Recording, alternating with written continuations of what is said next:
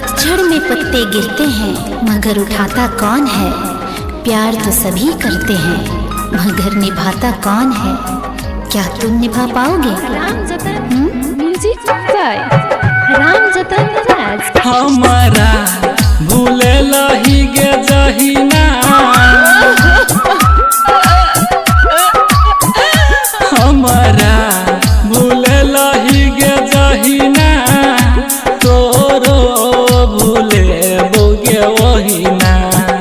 हमारा कने लही गे जहीना, तोरो कने बोगे वहीना। छोरा नहीं हर गेले ससुरा दोसर के गे संग।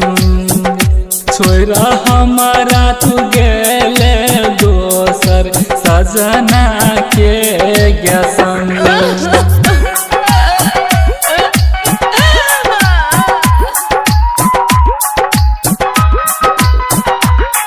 अभी आप सुन रहे हो जनकपुर रिकॉर्डिंग स्टूडियो की शानदार प्रस्तुति। गोरा की के प्यार गे पाक,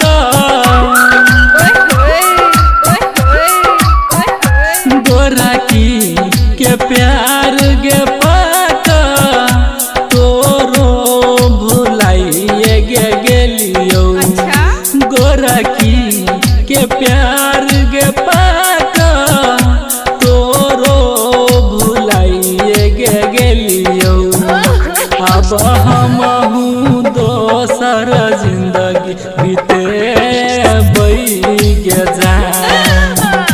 जना छोड़ले हमारा तोर छोड़लियो गे जान।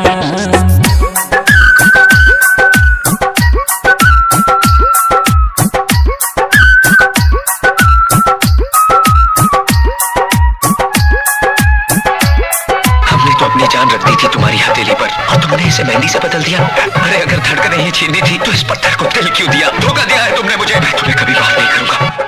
रात रात का फोन करे छले, रात रात का हमारा बोलौले। अब तू गे नंबर उड़ौले। रात रात का फोन गे कैले, अब हमारा नंबर उड़ैले। अब हमहू तोरो नंबर उड़े बऊ गे जान। धरबौ वाला का लिस्ट में ने खोलबौ कहियो गे जान।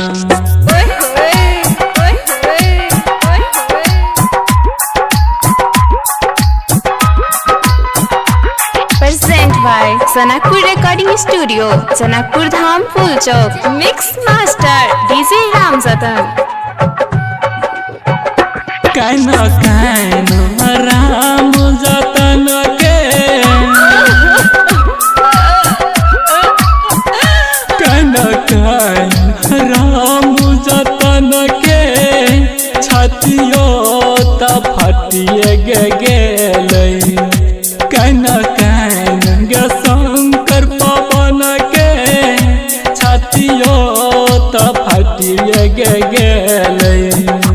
गेले कल्याण संगे तू घरवा गे जान। अरे अपना